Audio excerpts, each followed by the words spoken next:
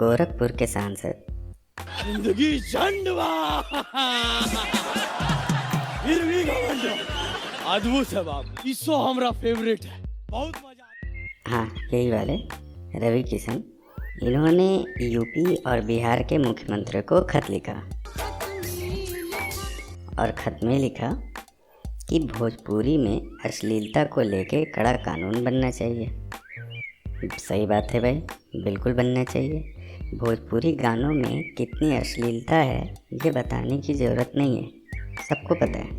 साथ ही साथ रवि भैया ने ये भी कहा कि पुराने गाने भी जो अश्लील हैं उन पर भी रोक लगाना चाहिए। भाई साहब कुछ ज़्यादा नहीं हो गया ये? मतलब कुछ भी। रवि भैया, सांसद बनने के बाद ज्ञान आया क्या, या फिर भोजपुरी में ही कुछ है? क्योंकि रवि किशन ने बॉलीवुड, टॉलीवुड सभी जगह बहुत बढ़िया काम किया है, पर जैसे ही बात भोजपुरी की आती है ये भी रिमोट से लंगा उठाने लगते हैं। जी, उस गाने में रवि किशन ने ही एक्टिंग की है। हालांकि ये सॉन्ग इन्होंने नहीं गाया है, सिर्फ स्क्रीन पे ही कुछ उठाने की कोशिश कर रहे थे। लेकिन एक बात समझ नहीं आया कि अचानक से ये भोजपुरी की अश्लीलता पे कानून बनाने की बात कैसे आ गई।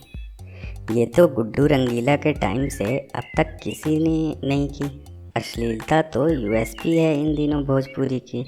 तो मैंने गूगल किया, आप लोगों को तो पता ही है एआई का ज़माना है, एक बार कुछ सर्च कर लिया तो फिर रिलेटेड टॉपिक दिखाए बिना सर्च इंजन कहाँ मानने वाला था। तो उस सर्च से पता चला कि किसी नए भोजपुरी सिंगर ने पुराने सिंगर की बेटी पे अश्लील गाना गाया और उस पर बवाल कर गया। थोड़ा नहीं, बहुत ज़्यादा। अब थोड़ा इस मुद्दे को डिटेल में देखते हैं। ना जाइए मत, मज़ा तो अब आएगा। अभी मजा आएगा ना भिड़ो। हुआ यूँ कि भोजपुरी में एक ट्रेंड चला कि कौन किसके सपने में आती है। हो सकता है कि सपने में मिलती है गाने से इंस्पायर्ड हो गया होगा। वैसे भी भोजपुरी के गाने ट्रेंड नहीं होते, बल्कि जो ट्रेंडिंग होता है उस पे गाना बना देते हैं। ठीक है, पुदीना पुदीना, इस पे बाद में बात करेंगे। तो ट्रेंड चला कि कौन किसके सपने में आती है। तो शुरुआत होता है कि एक चेसाड़ी नाम के सिंगर ने गाना गाया कि चाची के बाची, मतलब कि आंटी की बेटी सपने में आती है। अब देखो भाई, पार्टी करने के वजह से आंटी ने पुलिस बुलाया था, बिल्कुल बुलाया था। सबको पता है हनी सिंह की पार्टी में आंटी ने पुलिस बुलाया था, तो आंटी पुलिस बुला लेगी। फिर बादशाह ने पुलिस को हैंडल किया था। आंटी पुलिस बुला लेगी तो यार तेरा कर लेगा हैंडल।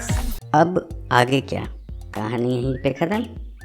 नहीं, अब यहाँ एंट्री होती है भोजपुरी सिंगर की, जिसने आंटी की बेटी मतलब चाची की बेटी सपने में आती है कि थ्योरी हमारे सभ्य समाज को दिया। उसके इस लम्भेड़ कल्पना ने भाई बहन के रिश्ते को एक नया आयाम दिया। लेकिन इस बात पे लोग भड़क गए बेवजह। मतलब कि चाची की बेटी यानी कि उसकी बहन उसके सपने में आई, इसमें क्या बुराई है? रक्षाबंधन का टाइम याद आ गया होगा यार। और अगर मेरी बात पे यकीन नहीं है तो जाकर उस गायक और गीतकार से पूछ लो कि उसने अपनी बहन के याद में ये गीत लिखा या नहीं। बिना सच्चाई जाने किसी को गलत ठहराना गलत बात है यार। अब इस गाने के बाद, मतलब कि इस गाने के जवाब में एक नए सिंगर ने उस सिंगर की बेटी को सपने में बुला लिया। इस पर वो सिंगर भड़क गया जिसने अपनी चाची की बेटी को सपने में बुलाया था। इसके बाद तो भैया जैसे सपने में देखने का सिलसिला शुरू हो गया। हर सिंगर दूसरे सिंगर की माँ, बहन, बेटी को अपने सपने में देखने लगा। भोजपुरी सिंगर अपना काम छोड़ के सिर्फ सोते थे और उठते ही किसी न किसी की बेटी बहन के सपने की कहानी माइक पे बयां करने लगते थे म्यूजिक के साथ। और एक भोजपुरी गाना बनके रेडी हो जाता था।